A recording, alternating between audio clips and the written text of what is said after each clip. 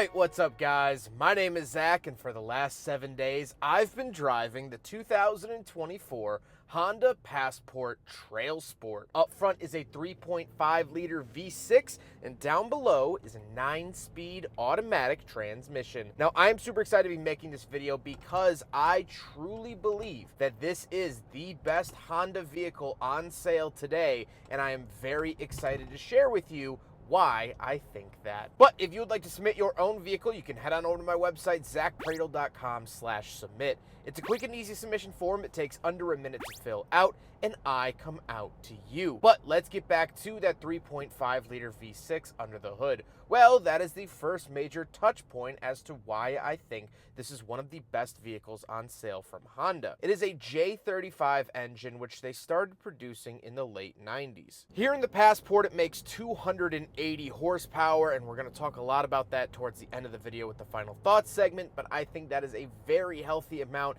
It's a wonderful number, and I pleasantly enjoy the power that it delivers.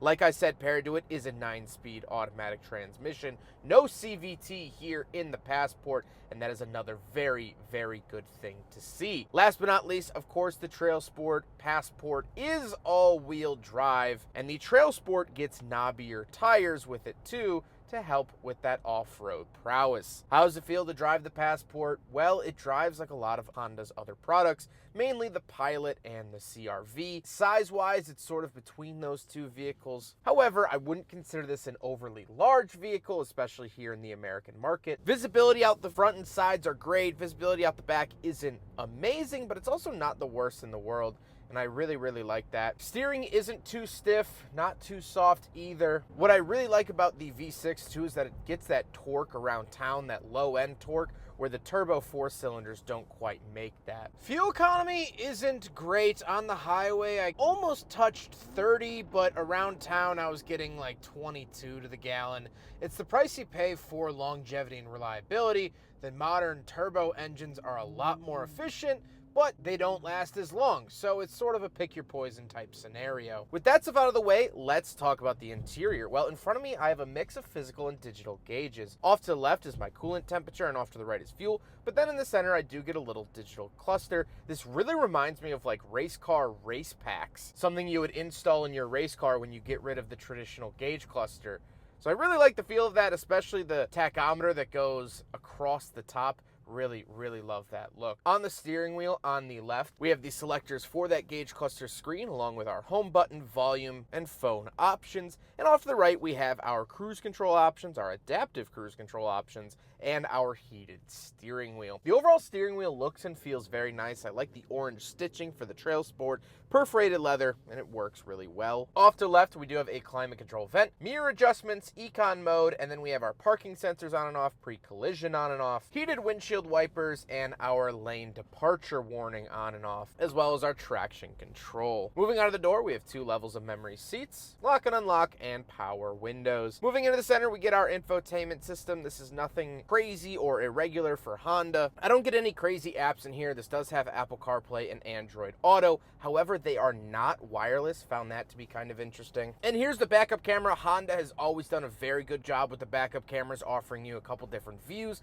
Whatever your preference might be, they have a camera for that, and I really appreciate that in these SUVs. Down below that, we have the hazard switch and our climate controls. Love that these are physical climate controls. I don't have to dig through a screen to try to find something. Dual zone climate, of course, fan speed, all laid out really nice. It takes a second to figure out where everything is, but once you know, it's very simple. Down below that, we have our heated seat options and a large cubby. Then we have USB-A and USB-C. Love to see this from Honda. Sort of stepping in both worlds right now. I'm sure the USB-A will go away in coming model years, but for now, I love the mix. 12-volt outlet and a wireless charger down below. And then we move into the center console. Off to the left, we have the shifter. It is a push-button shifter, and I hated this when it came out, and now I think it's actually one of my favorite shifters. It's very clean and concise. You can't mistake reverse for drive or neutral for park. So overall, I think the usability of it is really, really good.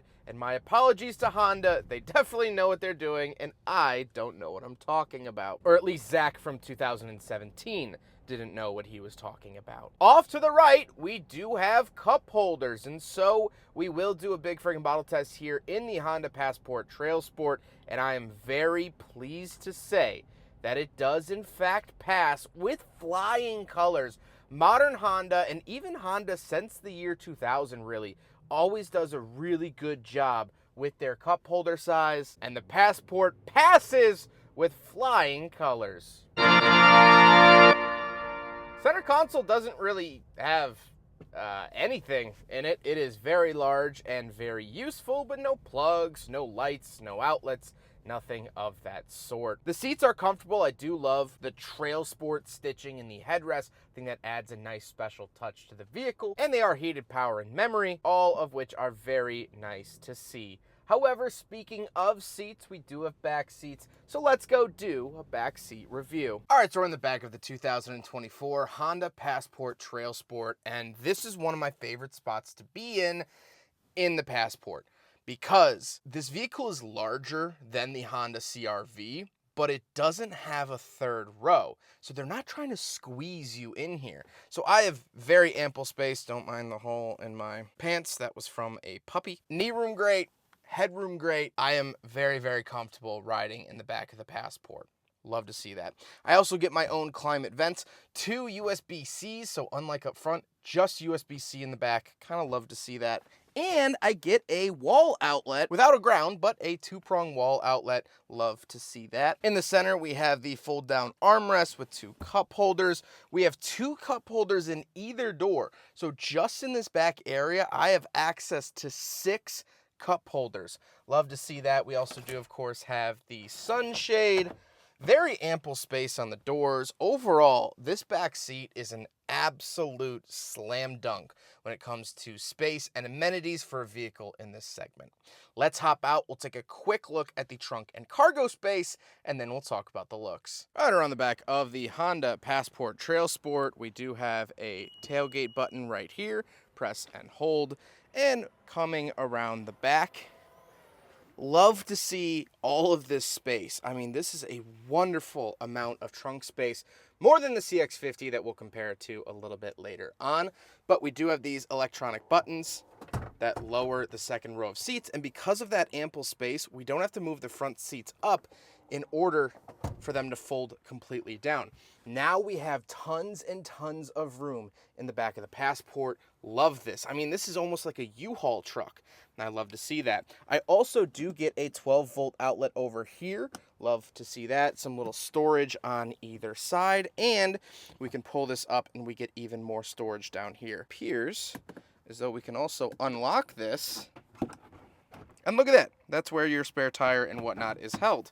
Very, very good package. Ugh, sorry, that was loud. Very, very good packaging here from Honda. Love to see all of that. I mean, just wonderful backroom space. Now we gotta talk about the looks, and this is finished in Radiant Red Metallic 2. Yeah, that's right. So this is the sequel to Radiant Red Metallic. You loved the first one. Buckle up for the second one. Thought that was kind of funny, and that is a $455 option for this paint color. However, I really, really enjoy it, and I think it's well worth it. I also think that the Passport is proportioned really well. It doesn't look overly gaudy in any way, although it is sophisticated and interesting to look at, so I pleasantly enjoy that. However, with all of that being said, let's get on to my final thoughts. I'm sure you're shaking in your boots trying to figure out why I say that this is the best Honda product on sale. Well, I don't want it to smear the other Honda products. I enjoy the CR-V, always have and probably always will. The Pilot is great. The Odyssey is wonderful. The Civic and Accord are great cars. I'm not saying the other products aren't adequate. I'm saying this is the best of the bunch. The biggest reason is that drivetrain. The 3.5-liter V6 is a very well-known engine. It's going to be very reliable. It doesn't rely on any turbochargers, and it has the displacement to carry you for years and years and years.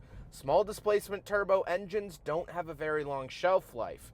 This, well, this does. The J series in total has been in use since the late 90s, and vehicles with this engine have racked up hundreds of millions of miles. I wouldn't be surprised if it's getting into the billions of miles driven with a J35. Similarly, that 9-speed automatic. They haven't been using them for too long. It's about the mid-2010s, but they're not the CVTs. They've proven themselves to be more reliable than the CVTs. So, I'll take that. This vehicle is built to go the mileage, to go wherever your real passport might go. So that's why this car is the best Honda. I think it's going to be the most reliable and last the longest. But the Honda Pilot also has the same drivetrain. Why wouldn't I say the Honda Pilot? Well, the Honda Pilot's a 3-row. It's more expensive, and so less people can afford them. This is the best bang for your buck. Honda Odyssey and Ridgeline also have the same engine and drivetrain setup, but again, more expensive. Not everyone needs a van. Not everyone needs a pickup truck. This is going to suit more people than those vehicles. That's why it's the best. I also love the back seat space. I love that they didn't try to squeeze a 3rd row in here, which opens up a lot of interior space. I'd rather be the king of a small castle than a serf at a large one. And then you add on the interior materials, the build quality that Honda has across all of their vehicles, and this really starts to become one of the most complete packages you can buy on the market. This car competes pretty heavily with the Mazda CX-50, and although I love that car very, very dearly, and it's on my to-buy list, that has a 4-cylinder turbo, and yeah, it makes 227 horsepower, and you get a little turbocharger, but that's still over 50 less horsepower than this vehicle, and I know that this Passport is going to be more reliable than that CX-50. Also, the backseat space. A lot better than the CX-50. The driving dynamics aren't as good as the CX-50, and that's a big drawing point for me, but for anyone else that doesn't care about a canyon carving SUV, the Passport is going to be fine. It's going to do what you want it to do. And that is why, in a very long-winded way, that in my personal opinion, this is the best Honda for sale right now. I hope you guys enjoyed the video. Huge thank you to Honda for giving me this vehicle for the last 7 days to love, enjoy, and film. Honda is wonderful to work with. Huge shout out to Lynn. She is fantastic. One of the best in the business. As well as, of course, Drive Shop for facilitating the cleaning and delivery of this wonderful vehicle, and the Midwestern Automotive Media Association. But I hope you guys enjoyed the video. Don't forget to rate the video, comment on the video, and subscribe if you really liked it. Take care, guys.